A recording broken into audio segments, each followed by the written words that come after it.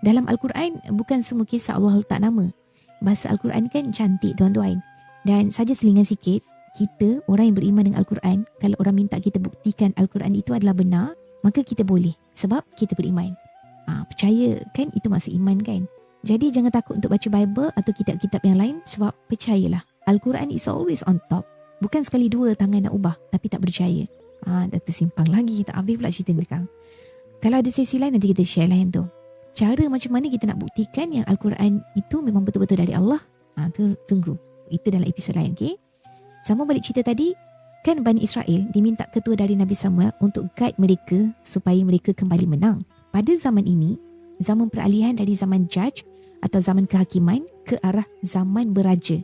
Dan dari selepas inilah Bani Israel akan ada raja. Which is, cuba korang teka siapa? King David ataupun Nabi Daud.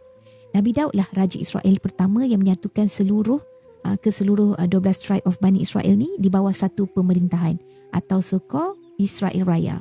Masa ni dah nak masuk zaman kegemilangan Israel dah. Dan siapa Raja Israel yang paling hebat? King Solomon, which is Nabi Sulaiman. The kings of all human race, jinn and animal. Emperor of one world government. Okay. Tadi aku janji nak sampaikan ke zaman Nabi Isa kan guys. Tapi aku rasa macam tak sempat ni.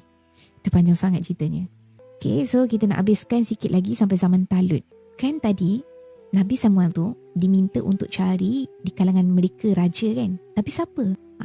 Siapa nak jadi raja tu? Masa ni, Nabi Samuel dia ada bekas horn ataupun bekas tanduk yang berisi minyak dan tongkat Nabi Musa. Jadi, salah satu petunjuk yang Allah pilih raja mereka ataupun ketua mereka adalah apabila minyak dalam tanduk ni menggelegak dan orang itu sama tingginya dengan tongkat Nabi Musa.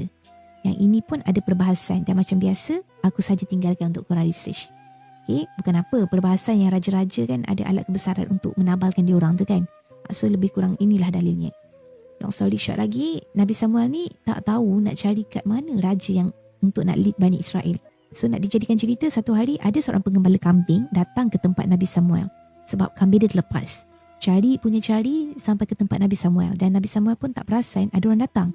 Tapi yang membuatkan dia sedar adalah bila minyak dalam bekas tanduk tu mendidih. Okey.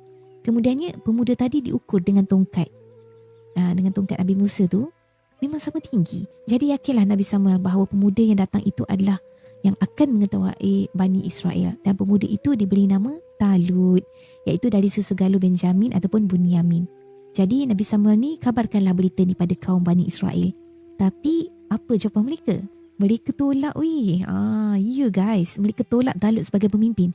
Padahal mereka sendiri yang nakkan ketua. Tapi mereka sendiri yang tolak bila dah ada.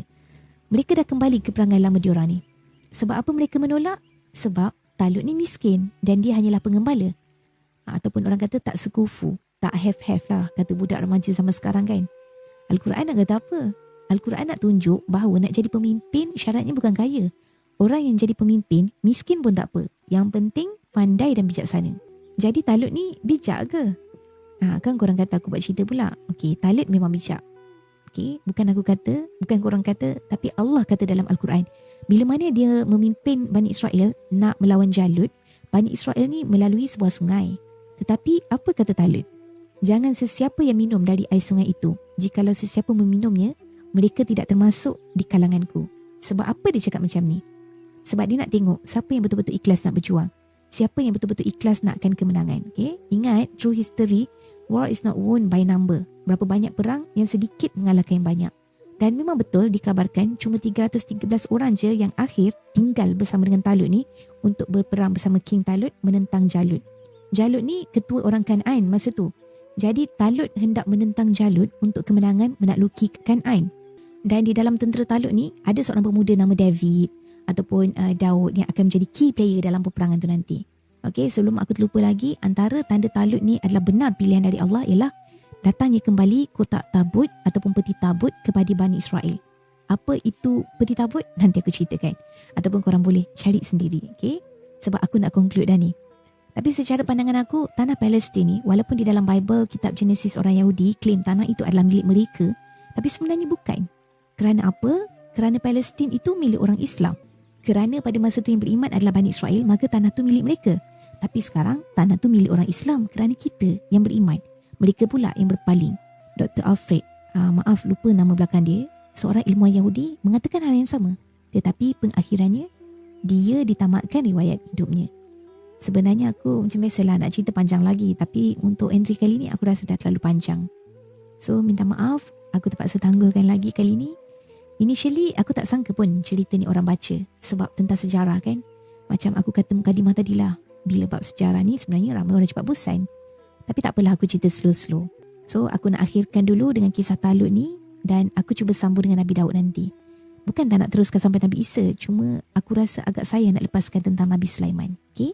Next, kalau ada permintaan lagi, aku akan cerita tentang Nabi Sulaiman, The Great Kings. Lepas tu, baru kita start bila Yahudi berpecah dan bertebaran ke pelosok dunia ataupun The Great Diaspora of the Jews. Ke mana hilangnya Lost 10 Tribe of Jews. Cerita dari Amin, bukan nama sebenar.